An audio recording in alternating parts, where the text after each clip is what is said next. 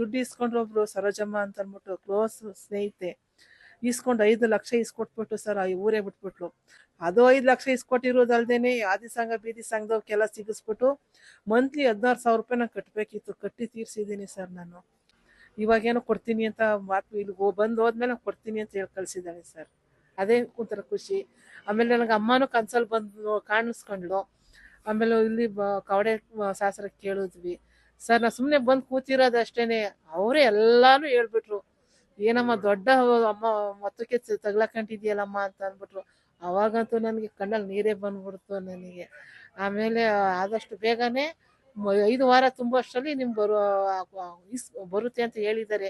5 ವಾರಗಳು ಹೋದ ತಕ್ಷಣನೇ ನನಗೆ ಮೆಸೇಜ್ ಬಂತು, ಕೊಡ್ತೀವಿ ಅಂತ ಮಾತು ಕೊಟ್ಟಿದ್ದಾರೆ. ಮತ್ತೆ ಮಗನ್ ಕೇಳಬೇಕಿತ್ತು ಮದುವೆ ಬಗ್ಗೆ. ಅವ್ನಿಗೆ ಯುಗಾದಿ ಒಳಗೆ ಮದುವೆ ಮಾಡಿಸ್ಕೊಡ್ತೀನಿ ಅಂತ ಹೇಳಿದ್ದಾರೆ. ಹೆಣ್ಣು ನೋಡ್ತಾ ಇದ್ದೀವಿ. ನಾನು ಇಡೀ ದೇವಸ್ಥಾನ ಎಲ್ಲಿ ಅಂದರೆ ಹುಚ್ಚಿಯಂಗೆ ಹೊರ್ಟೋಗ್ಬಿಡ್ತಿದ್ದೆ ನಾನು ಎಲ್ಲಿ ಅನ್ನಿಸ್ತದೆ, ನನಗೆ ಎಲ್ಲಿ ಹೋಗ್ಬೇಕು ಅನ್ನಿಸ್ತದೆ, ಸುಮ್ಮನೆ ಒಬ್ಬೊಬ್ಳೆ ಹೊರ್ಟೋಗ್ಬಿಡ್ತೀವಿ. ಬಂದ್ಮೇಲೆ ಪರಿಹಾರ ಸಿಕ್ಕಿದೆ ಸರ್.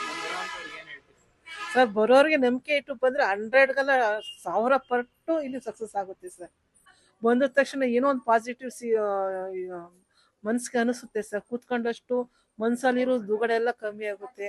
ಮತ್ತು ಇಲ್ಲಿನ ಗುರುಗಳು ಕೂಡ ಸೌಮ್ಯ ರೂಪದಲ್ಲೂ ಅವ್ರಿಗೆ ಬಂದ ತಮ್ಮ ಕಷ್ಟ ಅನ್ನೋ ರೀತಿಯಲ್ಲಿ ಅವ್ರನ್ನ ಎಲ್ಲಾನು ಬಗೆಹರಿಸ್ಕೊಡ್ತಾ ಇದ್ದಾರೆ ಸರ್. ತುಂಬ ಮನೆಯವ್ರ ಥರನೇ ನಡೆಸ್ಕೊತಾರೆ ಸರ್ ಇಲ್ಲಿ. ಅವರು ಇವರು ಅಂತ ಭೇದ ಭಾವ ಏನಿಲ್ಲ, ಮೇಲೂ ಕೀಳು ಅನ್ನುವಂಥವ್ರು ಏನಿಲ್ಲ. ದುಡ್ಡಿದ್ದವ್ರಿಗೆ ಒಂಥರ, ದುಡ್ಡಿಲ್ಲದವ್ರಿಗೆ ಒಂಥರ ಅನ್ನುವಂಥದ್ದೇನೂ ಇಲ್ಲ ಸರ್. ಎಲ್ಲರೂ ಒಂದೇ ರೀತಿಲಿ ನೋಡ್ತಾ ಇದ್ದಾರೆ. ಅದೇ ಒಂದು ಖುಷಿ ಸರ್ ಇಲ್ಲಿ.